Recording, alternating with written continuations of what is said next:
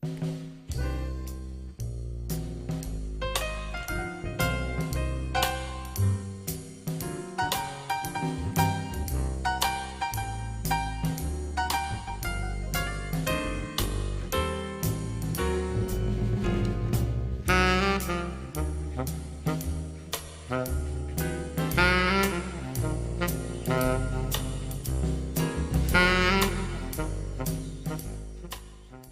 evening. I'm Noel Jefferson. I'm your host for As of Right, and my guest tonight is Vince Morgan. Vince, nice to have you back. Thank you, Noel. Thank you for coming back. For those of you who did not see the last show where Vince was the guest, Vince is running for congressman, and he's challenging the infamous Congressman Charles Rangel. Tell me something, Vince. At what stage of your career, you're a banker, at what stage of your career did you decide you'd like to become congressman? Well, you know, and as we discussed in the last segment, I worked for Mr. Rangel for 3.5 years. And then after that, I went and worked for an economic development organization. We did a lot of commercial development projects in Upper Manhattan.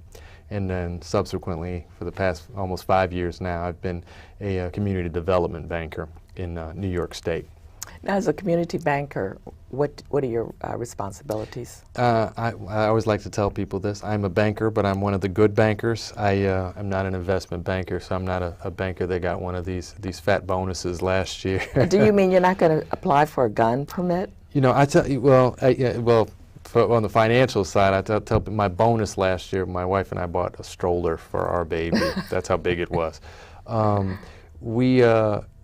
I do affordable housing deals, and I actually take the resources that the bank has and we apply them to things that are impacting low to moderate income areas. I manage our CRA, Community Reinvestment Act strategy for the state of New York and northern and central New Jersey. And so New York and New Jersey are territorial boundaries? Yeah. Which one do you feel is more lucrative? Well, for what I do, it's not really lucrative. It's really a situation where we are required by law to meet a certain threshold when it comes to our investments and the loans that we do and some of the services that we provide to low to moderate income areas. The combination of things that we do, we get credit for. So it's commoditized with respect to the consideration we get for our CRA examination, which is administered every other year by the OCC. But how is it measured? It's measured by our performance for providing loans, primarily loans to projects that serve low to moderate income individuals, investments that we make in loan pools or investments in things that are serving low to moderate income people. Loans that we make to small businesses that meet a certain threshold, small businesses defined by organizations that have less than $1 million in operating profits, or loans that are under $100,000 to a small business. And what is the interest that they must pay on that? It varies. I mean, it's not a set interest rate, and interest rates also fluctuate. So it's not a running number. Now, when we speak about the economy, there's been a lot of talk about Dubai and how a lot of their projects have just tumbled recently, and some speculate that that's going to have a grave effect on New York State because they came here and they bought up so many of the large properties. What are your feelings on that, as far as Dubai and how their downfall in the economic realm is going to affect us? Oh, well, you know, I can go by what I've read and what I've heard in my knowledge as a banker. I've paid particular attention to this issue, and interestingly enough, I took a trip a couple of years ago to India, and we flew Emirates Airways. So we had a stop in Abu Dhabi, which is Dubai's sister city, and I was amazed just from the airport at how much building is going on. You know, we flew in over the desert, and you just saw cranes everywhere. Abu Dhabi is also mentioned as being this sort of building boom metropolis in the Emirates.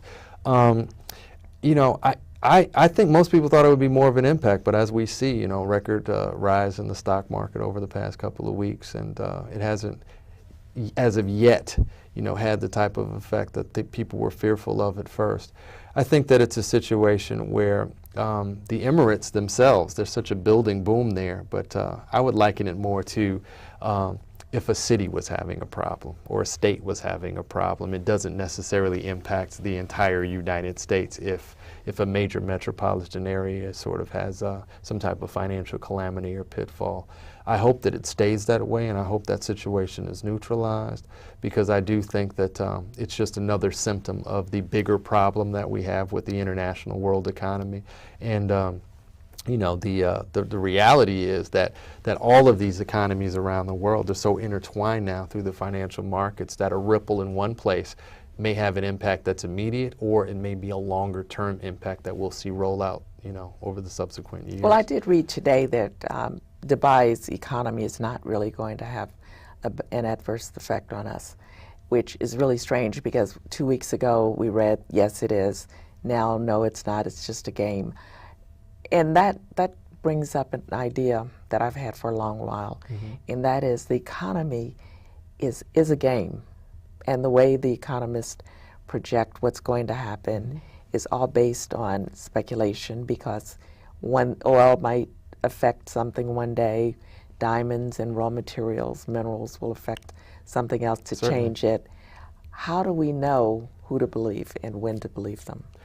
That's a very good point, and I would say to that point that you know, 2 years ago, if somebody had told you that Lehman Brothers would no longer be in existence, they would have probably thought you were crazy. Lehman Brothers, who had been in a business for over 100 years, will never go out of business, and they are no longer around.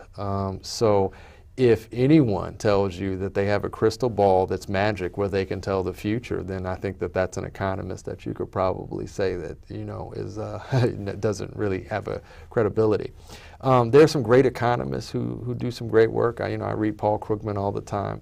I think that no one knows the real answer to what's going to go on, but there are things that we can do to make sure that we're prepared to sort of take the blows if the economy takes some other hits from either other countries having significant problems, if there's significant debt that's being called in by some of the debtor nations that we are indebted to, or if there's another ripple effect with our local economy here in New York or the economy here in the United States. What are your feelings about AIG, and how do you think AIG and Lehman Brothers are connected, if you believe that they are? Well, I mean, you know, the economy connects all of these organizations as a whole. I think that, you know, it goes down to the basics of what happened, you know, to cause this bubble, like the bubble that came before it, which was the internet bubble. I mean, greed at a certain point has a reaction. A reaction has a reaction on the other end. And I find that, you know, in a capitalist society, sometimes greed goes unchecked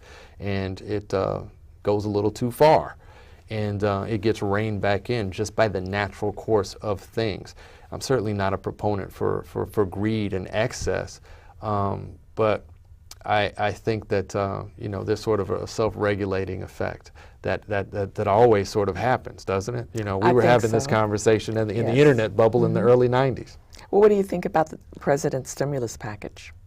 I think that, you know, a lot of the stories that I've read say that we averted an even more major catastrophe because of some of the efforts that they did. And I choose to believe that, because I was very afraid when we started losing ground, and when you know, Lehman Brothers disappeared. It seems as though, there are other companies that need more of a stimulus package, more money from the stimulus package, round two, whereas some companies have paid their portion back already. I'll tell you this much: I work for a bank. which I, you know, I'm not going to mention, but I work for a bank that didn't take any of the bank